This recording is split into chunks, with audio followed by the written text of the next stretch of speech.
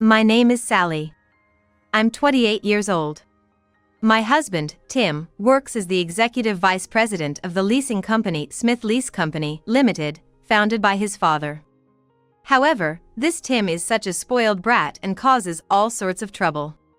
My father-in-law, he really passed away as predicted in 3 months. He always kept his promises from the past. So, where did Tim go? He was on the phone.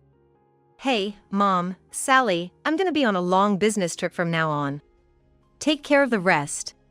With his suitcase already packed, Tim went on a so-called business trip, which was actually a trip for an affair. Then, 2 weeks later, Tim returned home with his pregnant mistress, Rachel. Rachel is pregnant, so I'm gonna take responsibility. It's divorce for us, Sally. Dad left an inheritance, so ask for as much money as you want, bragged Tim. I'll be taking Tim then. It'd be interesting to see if you can still say that after knowing the truth. You're really stupid, actually. Emily calmly conveyed the content written on the will of father-in-law, Dan. Tim and Rachel were frantic. The story begins with Smith Lease Company, Limited, founded by Dan. What? Break up? Why? Well, you'd find out sooner or later, so I'll be honest. I've decided to marry Sally. Huh? Is she the receptionist, Sally? I had my eye on her for a while but gave up because she said she had a boyfriend. But I heard she broke up, so I immediately confessed. And Sally said yes just like that? How easy is that woman? I got rejected, but I kept asking. After all, she's the company's flower, the Madonna of our company. If she's broken up with her boyfriend, why not give it a shot? Tim doesn't know the real Sally, so he can say that.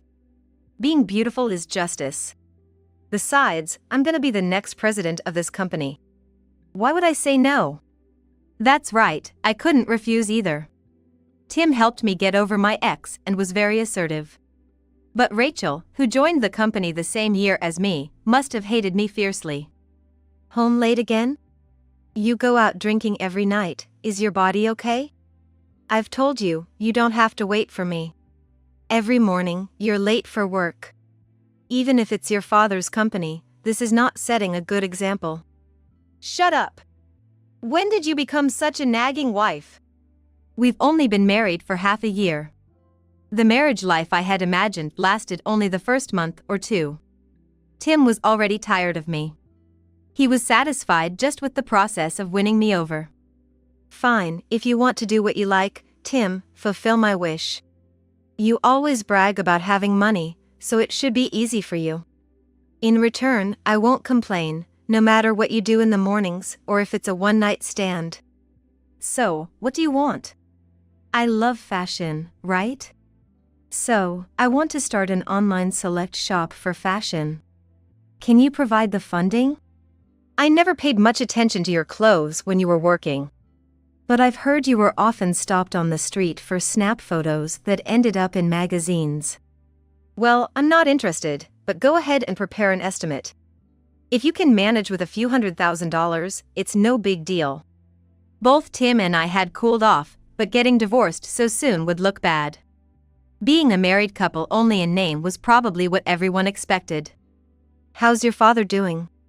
Was he hospitalized for a while? It was around midnight. I got a call from my mother-in-law, Emily, saying that my father-in-law, Dan, had collapsed at home and was taken to the hospital by ambulance. Only Tim went to the hospital. And he came back early in the morning. That's because Tim was at a loss for words, so it must be bad. Dad has pancreatic cancer. Pancreatic cancer often doesn't have symptoms, and it's usually discovered late. He was working normally at the company just yesterday. Is it advanced? It's terminal. He was given 3 months to live. I can't prepare myself. So, he's gonna be hospitalized from today? I heard your mom also has back problems. Can she manage the caregiving? Dad wants to spend his last days at home. We've already arranged for a hospital bed at the house. Mom's back is in bad shape, she can't take care of him. It's hard to keep up as our parents get older. Of course, Sally will be the one looking after Dad and Mom. What? It's not surprising. You're the wife of the only son of the Smith family. When you get married, you're supposed to prioritize your in-laws over your own parents. You mean I have to take care of Dad and Mom all by myself? Wouldn't it be smoother to have a professional come in for caregiving? Dad doesn't want strangers in the house. In such a big house, Mom managed all the housework without any help. I wish you could learn from her. Now's not the time to talk about fashion. What? You mean I should quit just as the e-commerce website is about to go live? Of course. What's more important right now? This is no time to be dabbling in hobbies. I've left caregiving and housework to you at my parents' place from tomorrow. Don't worry about my dinner or anything, just look after Dad and Mom. Tim probably sees this as a perfect opportunity to cheat. A chance to stretch his wings while his wife is away. I'm just 26, married only for half a year. And yet, I'm being forced into double caregiving. We've set up the medical bed in the living room. The bedroom is too far away, you might not hear if he calls. He's just sleeping all day, and doesn't have the energy or strength for anything else. How's your back? It's the age, I guess. Ever since she turned 60, it's been one thing after another. It's shameful she can't even take care of Dad. I'm sorry to put you through this, Sally, especially since you're newlyweds. No, it's part of being a wife. I had no confidence. I wanted to run away. It's too much for me. Flowers are delivered here once a week. Are they from a friend of Dad's? We're 2 months into caregiving. I've settled into a mundane life as a caregiver. Oh, that person. Well, I guess you could say an acquaintance of Dad's. I was curious about Emily's attitude but didn't pry further. Each delivery came with a letter, so I wondered if it might be Dad's mistress. But the sender's name was male.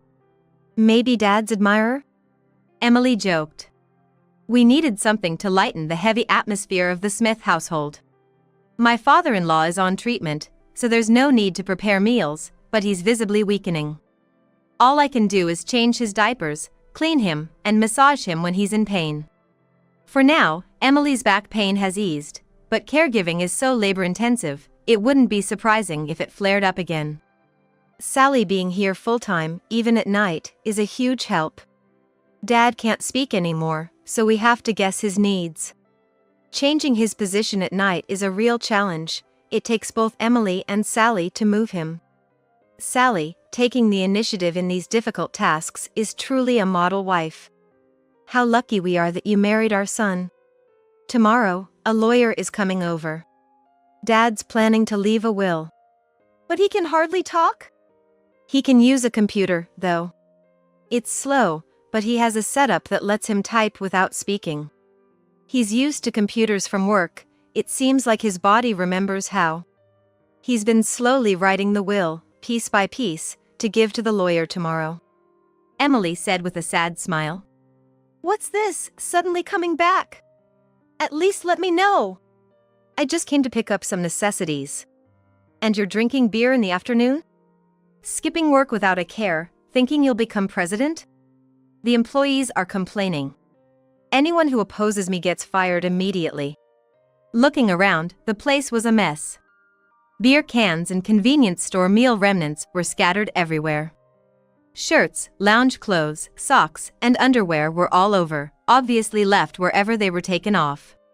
Why don't you clean up a bit? It stinks and the air is bad. How about opening a window to air it out? Then do it, Sally. I'm not supposed to do housework. I'm not a maid. I'm already doing all the housework at your family's place, checking on your father in between. I'm barely getting any sleep. You haven't seen yourself in the mirror, have you? With no makeup and your hair all over, you look like an old woman. I didn't marry Sally for this. I wanted a trophy wife, and even that's too much to ask? Who do you think I'm taking care of? I didn't get married for this. So, what did you expect from marriage? Thought you'd have an easy life? Never worry about money, just enjoy life forever? I chose Sally for her looks, and she chose me for my status, right? But marriage means dealing with the unexpected. Just hang in there for about another month. You're the worst. What do you think of your father? He's trying to live to the fullest until the very end. Thanks to him, we have our current lifestyle, and you're not even grateful. Karma will get you. I completely lost it with Tim's words. I get it, he's been spoiled all his life, so his sense is different from normal people. But I can't forgive such disregard for life. After that, I didn't return to Tim's house for a while. It's no use, I can't get through to Tim. Emily has been trying to call Tim's cell phone. She also contacted his office, but as expected, Tim didn't show up for work. The situation has become critical with Dan's health, as told by the doctor. It's time to call the family together while he's still conscious. The last thing to go is his hearing, so just speaking to him will reach him. I'm going to Tim's house. When I arrived at Tim's place, Rachel was sitting on the couch like she owned the place. So, he's now openly bringing his mistress home. What do you want? This is mine and Tim's love nest. What love nest in such a mess? Where's Tim? He went to the store. What do you want with Tim? It's none of your business, Rachel. Rachel and I joined the company at the same time but worked in different departments, so we didn't interact much. However, I heard she saw me as a rival. Thought you won in life by marrying Tim? But being a caregiver as a wife, it's better to be in a mistress position like me, no responsibilities. The once beautiful Sally has become so shabby. What happened to the company's Madonna? You look like you're in your 40s even though we're the same age. Tim likes new things. You must have looked dazzling to him for a moment. But as soon as he got you, he discarded you. We've been together for 4 years, so I'm the real girlfriend. In the end, Tim wanders, but he comes back to me. But I'm glad I didn't rush to marry Tim. Taking care of the president? No thanks. Poor Sally, used and discarded. Rachel, you've been hostile since we joined. Because I was at the reception and you were in accounting? I've heard rumors about your surgery addiction, clearly a failure, right? You're chasing eternal beauty, but don't you realize your face is becoming unrecognizable? Always insecure about your looks. Maybe you should have polished your inner self? I don't need to hear that from you. You stole Tim and comfortably settled as his wife, enjoying a carefree life. But bad deeds come back to haunt you, like being burdened with caregiving right after marriage. If Tim really cared about Sally, he'd hire a caregiver. Clearly, you're not valued at all. Losing your always perfect nails, makeup, and fashion sense. Tim would be disappointed seeing you now. Chosen for your beauty, once that's gone, you're nothing. You are too full of yourself, Sally. I can't help but think it serves you right. Your words are just the ramblings of someone who couldn't be number one. Sounds like sour grapes to me. A wife has her role, building a relationship through these human moments. If Tim really valued you, you would have been married after 4 years. Anyway, tell Tim to come to his parents' house urgently when he gets back. I left those words behind and returned to Dan's side. I knew a day would come to confront Rachel, but she turned out to be a formidable and thick-skinned woman. 2 days later, Dan passed away. What do you mean? Seating Rachel in the family section? It was during Dan's funeral. She's practically family by now. Being a mistress doesn't give her that right. In a funeral this grand, with Dan's family and company relations, seating a mistress in the family section questions Tim's common sense. Or do you want everyone to know she's your mistress? Don't sweat the small stuff. Jealous of me and Rachel? But come on, we've been together for 4 years. Then why marry me? If you liked Rachel so much, you should have married her. Well, she's a surgery monster, right? If we had a kid and it looked just like her original face, I couldn't love it. Thinking like that is appalling. Anyway, this is the Smith family's funeral.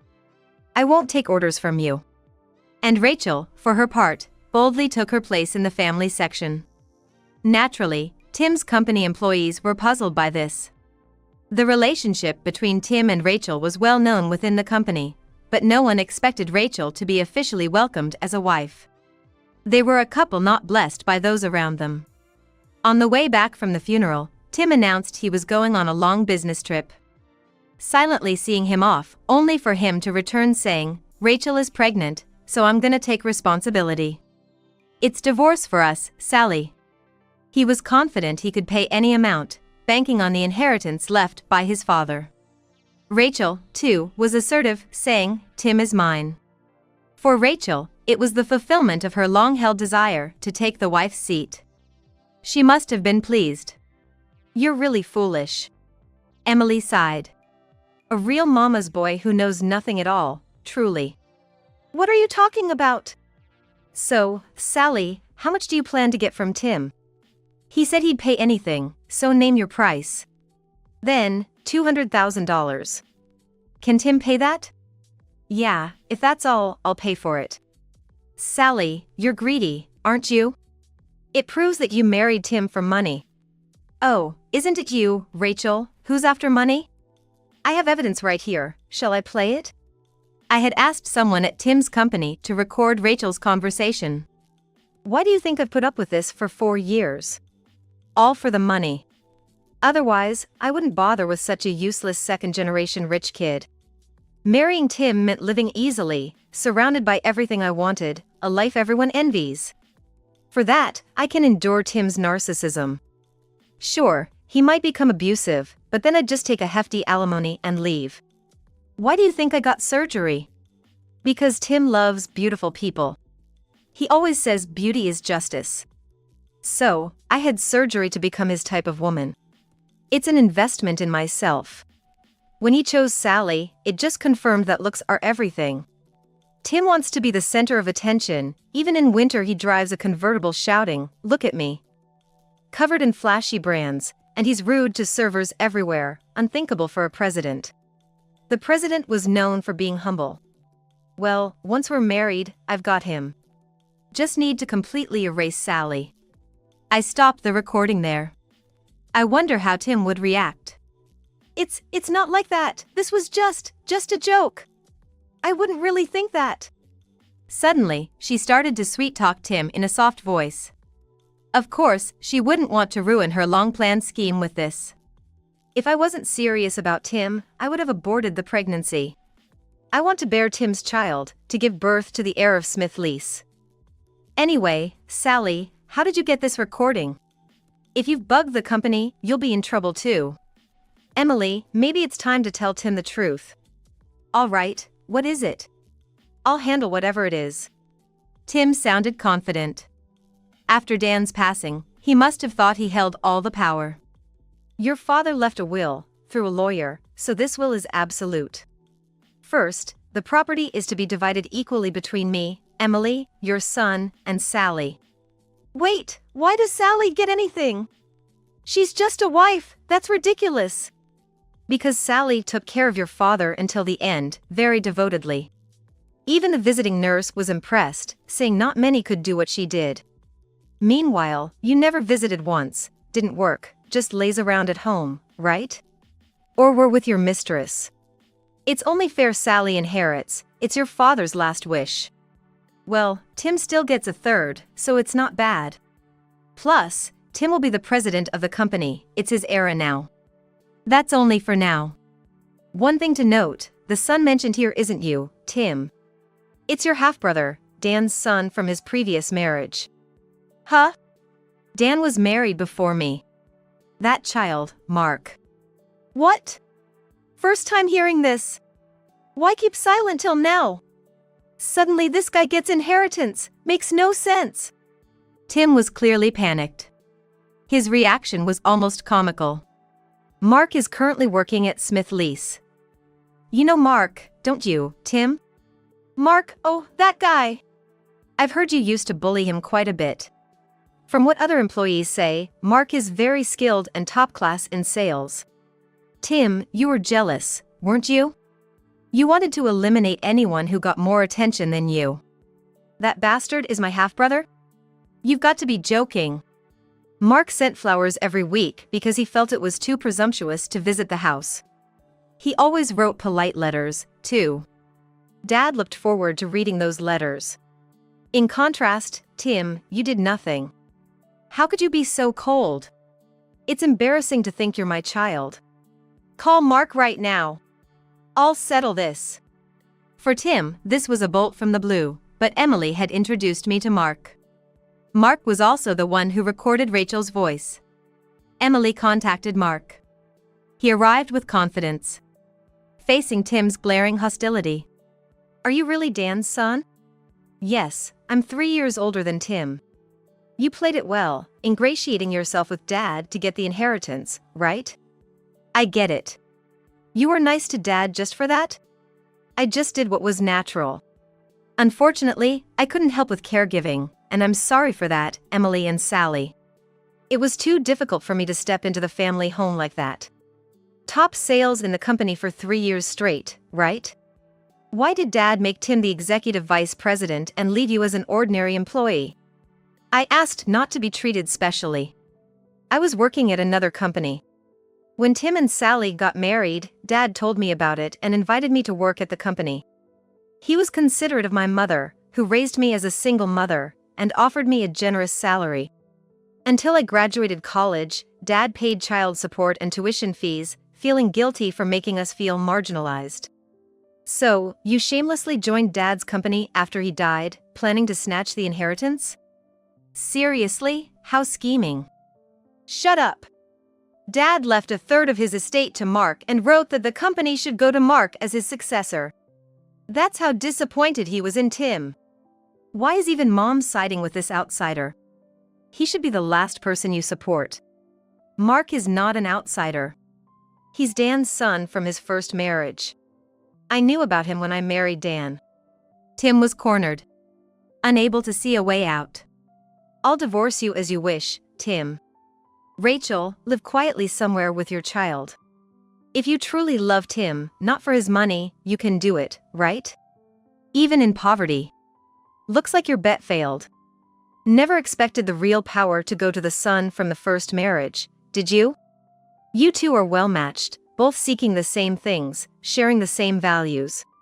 You agreed to $200,000 when I asked, right? Then, I'll graciously accept it. Shall we arrange installment payments? Hey, Tim, Sally is saying something. Can't you turn this around? It's over if you back down now. Rachel must be furious inside, seeing her plans fall apart. I'll sue. Get a lawyer. I can't accept this. From my perspective, everything is settled. Dad dumped all the caregiving on me, and you spent your days drinking and eating with your mistress. It's only natural not to leave money to someone so neglectful. The company would collapse if Tim became the president. How will you live, burdening so many employees with debt? Don't add to the misery. Despite being rebuked by me and Emily, Tim still hoped for an easy way out. Especially from Emily, his biological mother. Can't end like this. Remember this. Tim, frustrated, left with Rachel. Emily, I'm truly grateful to you. Without Sally, Dad would have been in the hospital all this time. But he could spend his last days at home, which was really good. After Dan's death and the rushed funeral, Emily cried for the first time. What a beautiful couple, I thought, feeling deeply moved. It's a pity, Sally, that you won't return to the company. Sorry, despite the kind offer. I've only worked as a receptionist at Smith Lease. I don't have any notable skills. Maintaining beauty is also a significant skill. It's hard to keep up beauty. I have something I want to do. If Dad hadn't fallen ill, I would have progressed with a business. I'm interested in fashion and want to launch a fashion-related e-commerce site. The money Dad left is more than enough. What happened to Tim and Rachel afterward? Rachel told a terrible lie. She wasn't really pregnant. It was a lie she made up because she wanted to marry Tim. It seems she was really after his money, and when Tim lost everything, his money, status, and honor, she quickly dumped him. Tim was even kicked out of his family home and now lives in manga cafes or internet cafes, having no friends or acquaintances willing to lend him money. He must be feeling very lonely. As for Rachel, rumors say she became addicted to cosmetic surgery. But without money for maintenance, her face is starting to deteriorate. I think it's because Tim was so focused on beauty. Both Sally and Rachel's lives were thrown into chaos by Tim. Choosing a partner carefully is essential, especially for beautiful women.